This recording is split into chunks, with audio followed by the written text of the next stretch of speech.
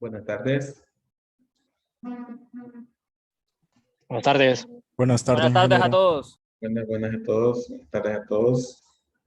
Vamos a continuar con la clase que iniciamos pues el día de ayer. Que ya, perdón, ya vemos un buen número conectado. Sabemos 13 compañeros conectados. Entonces vamos a continuar con la clase. Ayer pues vimos algunos conceptos, vimos el temario. Y pues lo que estamos proyectando ahorita es lo que, con lo que iniciamos ayer. Hablamos un poco sobre el temario y los métodos de evaluación y cómo se va a llevar lo que es el proyecto de exposición. Entonces eso lo hablamos ayer. Y ayer comenzamos ya con conceptos, empezamos a hablar sobre qué es una bomba.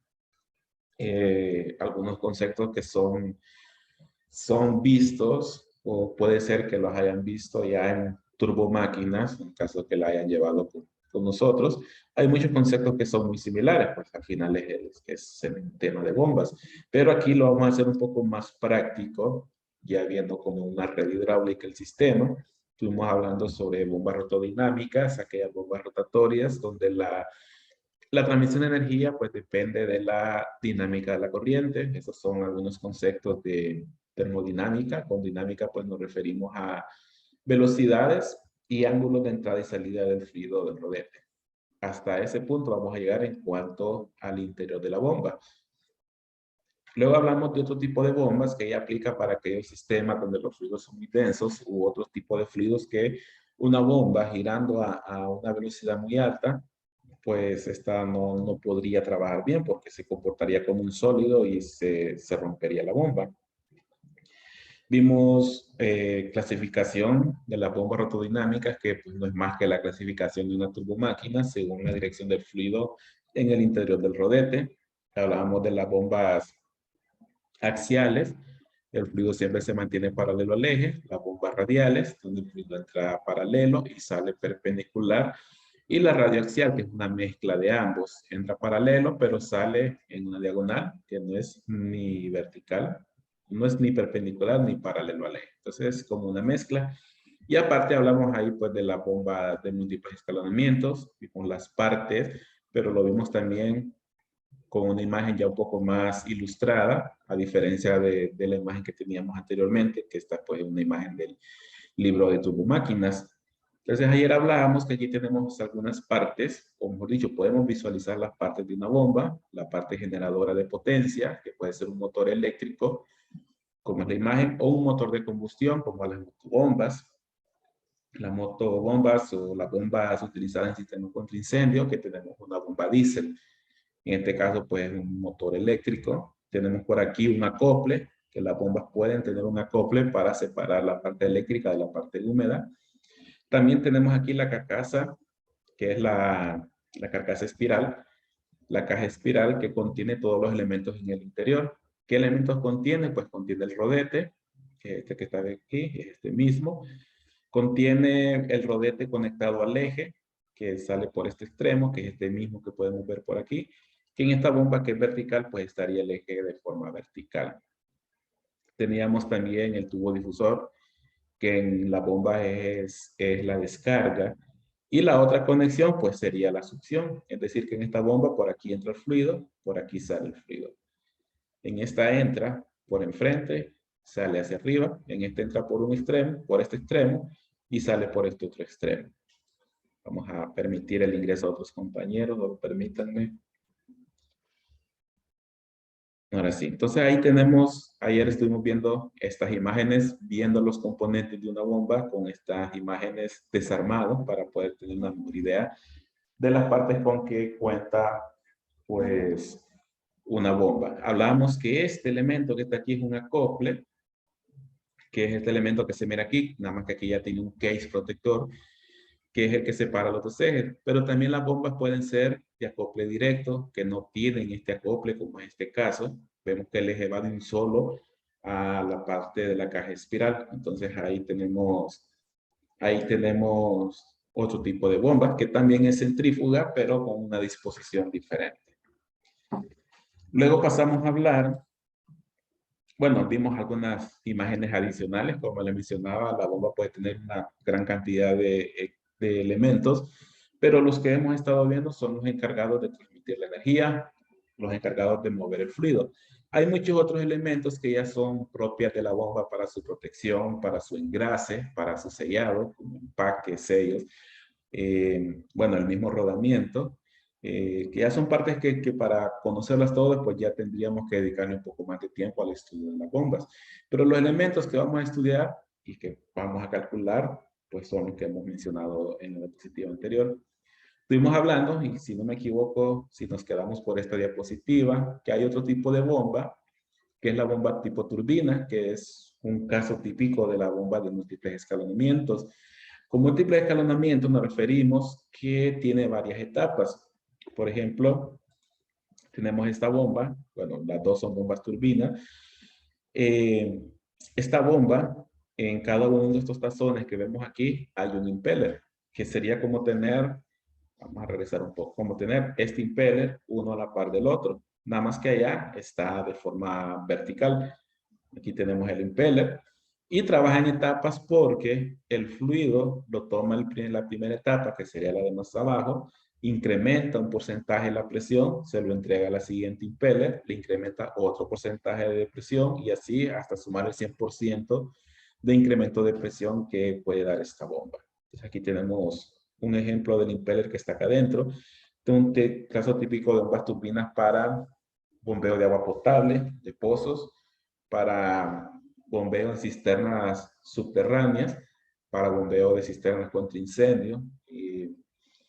Y vamos a ver más adelante, cuando veamos en el PCH, que estas son más propias para aquellos casos donde yo debo bombear un fluido. Bueno, como hemos hablado, vamos a dedicar la clase para bombear agua, sistemas hidráulicos. Entonces, si yo necesito bombear un fluido, que en este caso sería agua, pero está muy por debajo de mi superficie, es mejor utilizar este tipo de bombas. Y eso lo vamos a ver porque esta bomba pues elimina la posibilidad de cavitación que vamos a ver más adelante. Entonces para eso tenemos este tipo de bomba. Podemos tener el motor por afuera, por arriba, que nosotros cuando estamos por arriba solo vamos a ver este elemento. O puede ser un motor sumergible y solo vamos a ver un cable que baja eh, a través de un pozo. Eh, Solo si me permiten un momento que debo contestar una llamada.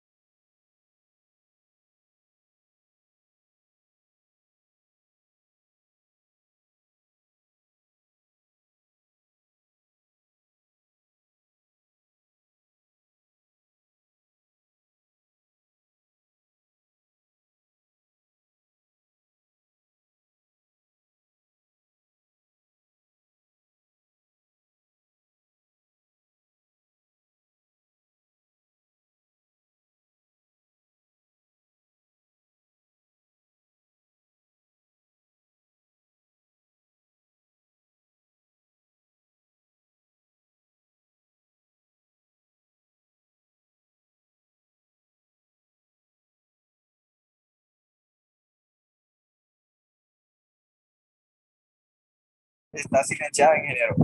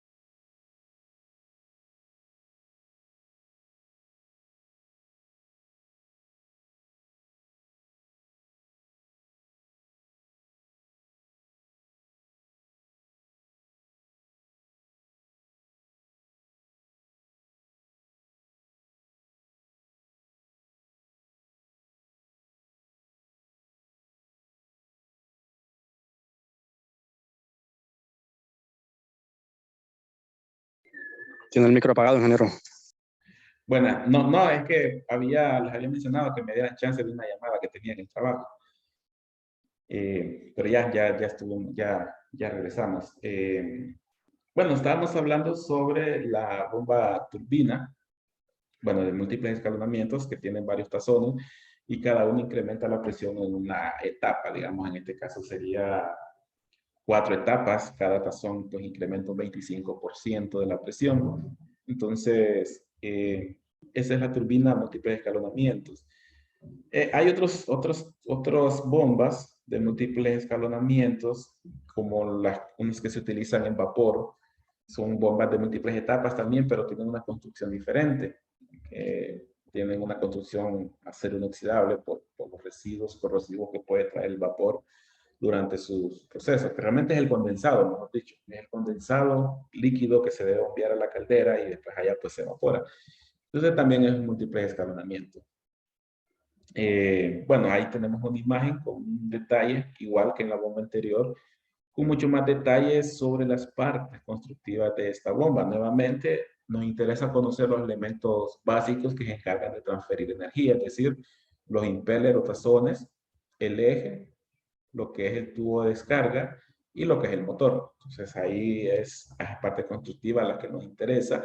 Sí nos interesa lo demás, pero quizás aprendernos 30 partes de una bomba en un día, una clase, no va a ser tan propio, sino que mejor al irnos desenvolviendo con las bombas, poco a poco uno las va conociendo y ahí las va manejando bien. Bien. Eso que vimos ahorita, pues, para conocer un poco sobre los tipos de bombas que nosotros podemos tener, podemos utilizar, en las aplicaciones que podamos tener. Sobre todo aplicaciones para bombeo de agua, a nivel residencial, comercial, industrial.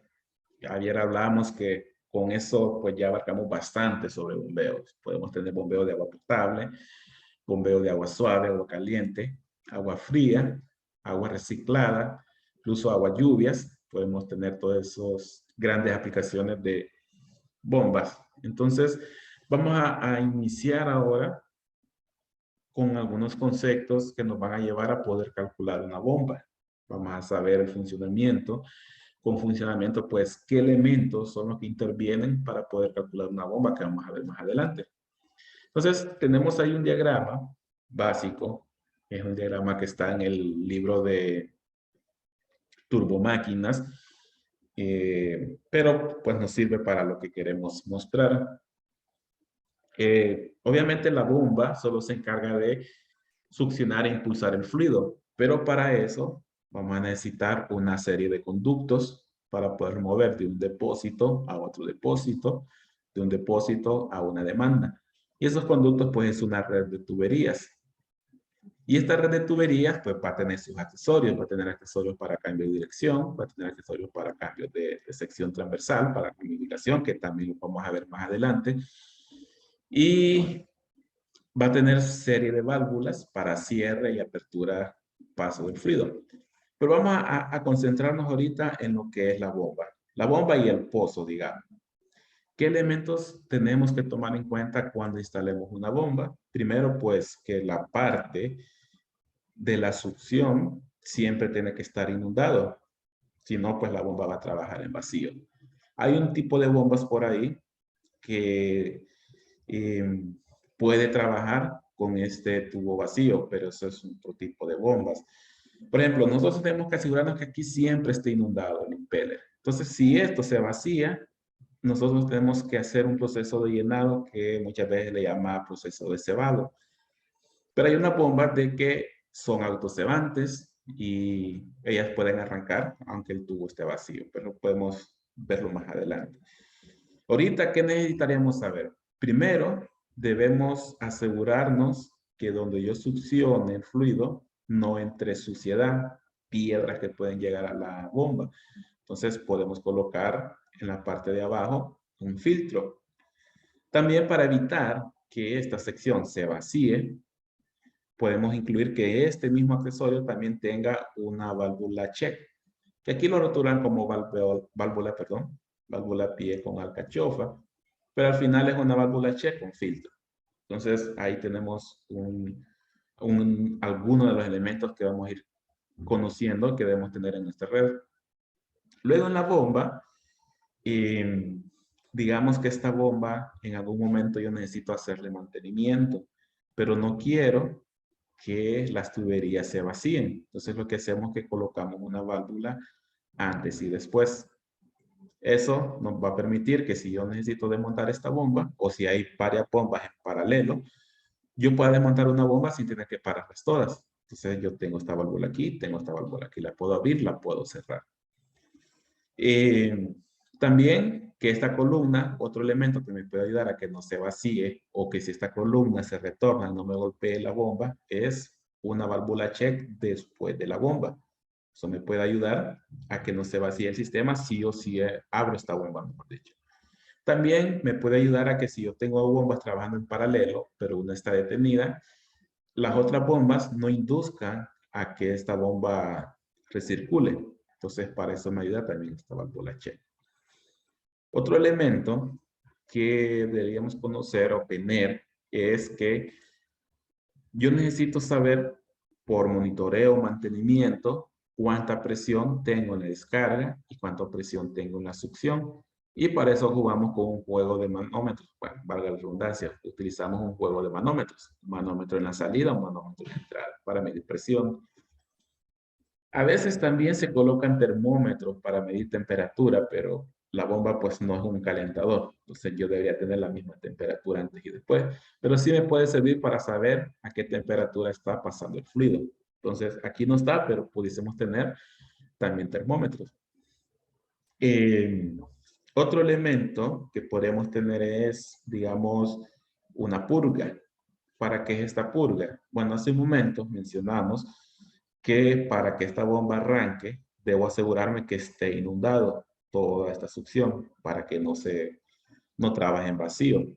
¿Por qué? Porque entonces la bomba va a trabajar con presencia de aire, pero los equipos que trabajan con aire son los ventiladores o los compresores. Entonces, una bomba debe trabajar con un líquido denso, no con un líquido o un fluido con baja densidad. Puede pasar que se acelere. Si se acelera, pues empieza a consumir más amperios y se puede quemar. Entonces, nosotros debemos llenarlo. Lo podemos llenar mediante un elemento que sería como una tubería de cebado, que lo que hacemos es introducir agua por esta parte de arriba, a manera que ese nivel empiece a subir adentro de la tubería. Pero cuando este nivel de agua empieza a subir, el aire contenido en esta tubería debe ser evacuado. Y lo vamos a evacuar mediante una purga. Es decir, yo estoy llenando agua por esta toma y por la otra está saliendo aire. El aire que puede estar aquí contenido. También ese aire, sobre todo en circuitos cerrados, debo asegurarme que ese aire se evacúe porque me puede provocar cavitación, me puede provocar vibraciones y corrosión. Si tengo agua y presencia de aire, pues puedo provocar corrosión en el interior de mis tuberías. Bien, ¿qué más debemos considerar? Eso en cuanto a la instalación. También más adelante lo vamos a ver. Para aislar vibraciones que pueda tener en la bomba y la tubería, colocamos puntas flexibles antes y después para evitar de que si la bomba en algún momento empieza a vibrar, no se transfiera a todo mi sistema. Bien, ¿Qué más? Bueno, ahora para cálculos de cabeza, que vamos a ir relacionándonos más adelante con las ecuaciones, es que para el cálculo de la energía que debe transferir la bomba, que era la energía útil, que aprendimos en turbomáquinas H real, no H sub U, porque era la ideal. La real, H, aquí lo vamos a conocer como cabeza de una bomba. Para calcular esa cabeza necesitamos tener algunos conceptos repasados de mecánica de fluidos. Uno de ellos es que hay varias energías involucradas en esa energía total. Una de ellas es la necesaria para que el fluido pueda subir desde el punto A hasta el punto Z. Y ese era un cambio de altura, un cambio de energía potencial. También debo vencer los cambios de energía cinética, o sea, los cambios debidos a la velocidad del fluido antes y después, que en su momento vamos a ver que esas normalmente son bien bajas y terminamos despreciándolos. También debemos tener en cuenta, bueno, cambio de altura, cambio de energía cinética, cambio de presiones. ¿Qué presión tengo en el punto final? ¿Qué presión tengo en el punto inicial? Normalmente, cuando muevo de un depósito a otro o de un tanque a otro, son abiertos a la atmósfera. Y normalmente las presiones, pues la diferencia sería igual a cero. Pero hay ocasiones que no. De repente yo debo suministrar algún equipo que necesita agua a cierta presión. Ahí sí voy a tener una diferencia de presiones. ¿Qué más debemos tener en cuenta? Bueno, el cambio de altura, cambio de energías cinéticas, cambio de presiones. Vamos a tener que tener en cuenta toda nuestra red de tubería. ¿Por qué? Porque ahora voy a tener un fluido moviéndose a través de un conducto. Y si recordamos un poco, yo voy a tener fricción del fluido a través de la tubería y voy a tener pérdidas secundarias por todos los accesorios. Pérdidas secundarias, pérdidas por fricción, que son las mismas pérdidas primarias. Entonces, todos esos elementos son los que vamos a tener que tener en cuenta. Uno, para instalar la bomba, y segundo, para calcular mi bomba. Con calcular me refiero a saber cuánto flujo debe manejar y cuánta energía debe transferir. Y después de calcularla, seleccionarla para saber cuántos HP debe tener, diámetro del impeller, presión de descarga, presión de succión, NPCH, que lo vamos a ver también más adelante. Entonces, todo eso que acabamos de hablar lo podemos definir mediante esta ecuación. Para calcular cabeza de una bomba, que como mencionábamos es en lo que en turbomáquina llamamos energía útil, bueno, real, mejor dicho, tenemos que tomar en cuenta los cambios de presión, como acabamos de mencionar, los cambios de altura, como acabamos de mencionar, y las pérdidas. Y en estas pérdidas HR tiene que ir incluida pérdidas primarias, pérdidas secundarias.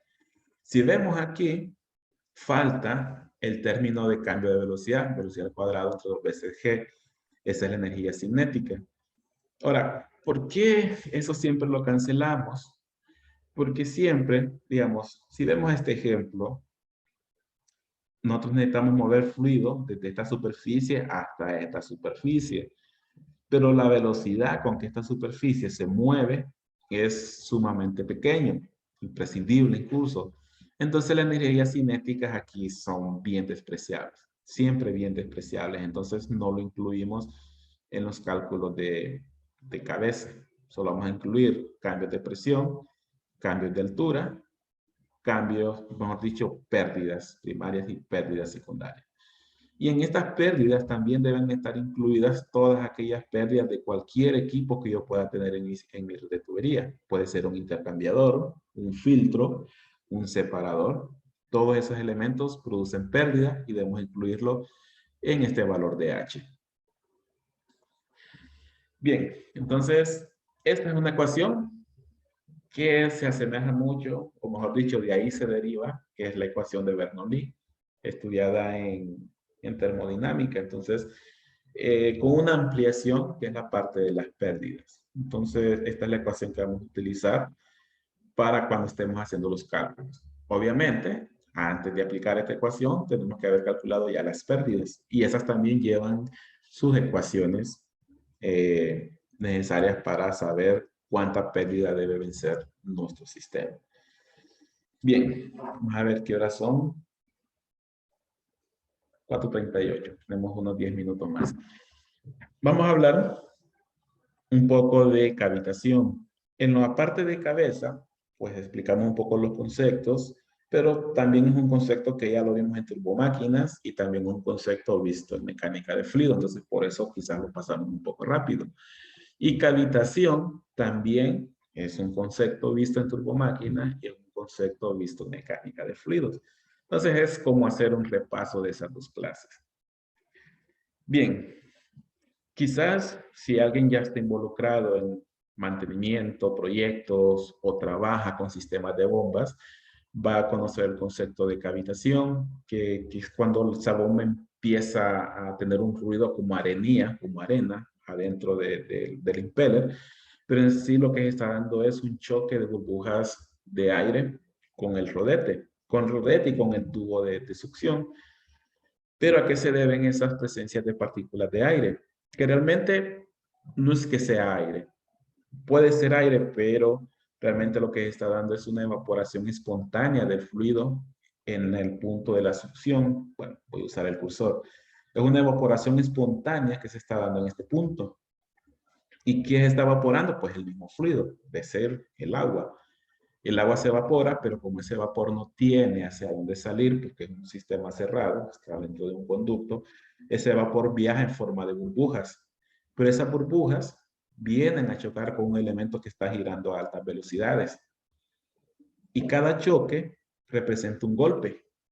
Va golpeando, hasta que llega un momento que empieza a debilitar, empieza a crear poros, hasta que el sistema puede romperse, dañarse por completo. Entonces, eso es la cavitación. Es la formación de burbujas por evaporación del fluido en la succión de la bomba. Ahora bien, ¿cómo es que este fluido se puede evaporar? Si puede ser un fluido hasta agua fría. Entonces, ¿cómo vamos a poder evaporar ese fluido si está frío? Si yo sé que el agua, por ejemplo, se evapora alrededor de 100 grados. Bien, entonces ahí tenemos que hacer uso, recordar un poco. Bueno, vamos para tomar ese concepto, vamos a ver un poco qué es lo que puede provocar la cavitación. Puede provocar un choque continuo que va creando poros en los elementos rotativos. Aunque no parezca, pero ese golpeteo empieza a crear poros en los elementos sólidos de la bomba, hasta que llega un momento que es tan frágil que pues, se rompe. Y una vez que se rompió, ese pedazo de metal va a dañar todo lo que es la bomba. Y si continúa a través de la red de tuberías, pues puede ir dañando los elementos accesorios como válvulas o cualquier otro tipo de elemento. Entonces, esto es lo que podemos tener en caso de que nosotros tengamos cavitación. Entonces, voy a retomar un poco lo que estábamos hablando sobre cómo es que yo puedo tener cavitación en este punto. Para lograr que cavite, significa que ese fluido se tiene que evaporar. Pero ¿cómo se va a evaporar un fluido que de repente está frío? Digamos, si yo estoy moviendo agua fría a 5 grados centígrados, ¿cómo que se va a evaporar? Entonces aquí hay que recordar un poco de temperatura de saturación y presión de saturación del fluido o de las sustancias, aprendido en termodinámica. Yo puedo modificar la temperatura a la cual se evapora un fluido si modifico la presión a la cual se encuentra ese fluido.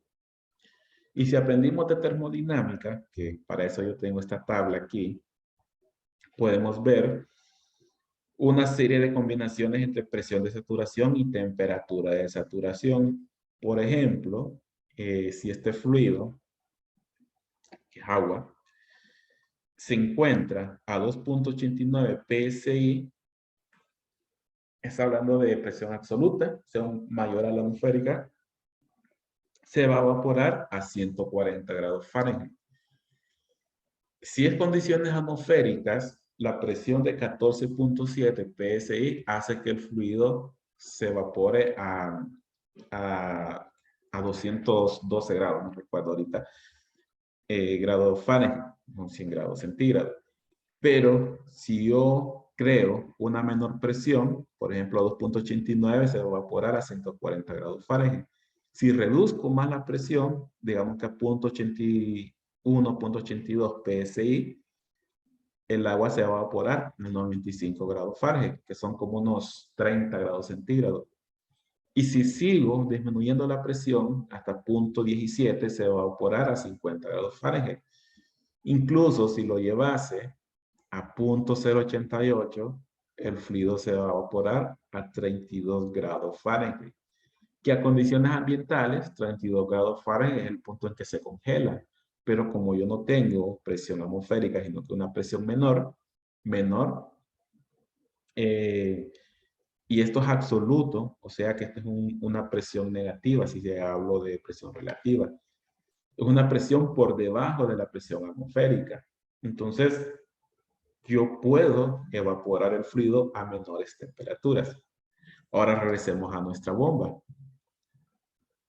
Para que el fluido pueda moverse de este punto a este punto, nosotros hemos aprendido que los fluidos se mueven de un ambiente de mayor presión a uno de menor presión.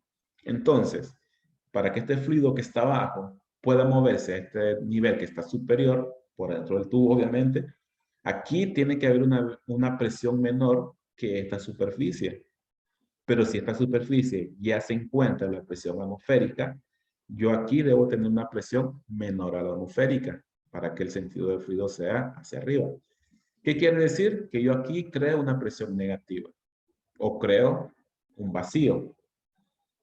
Es decir, estoy creando esto, pasando de una presión mayor a una presión menor.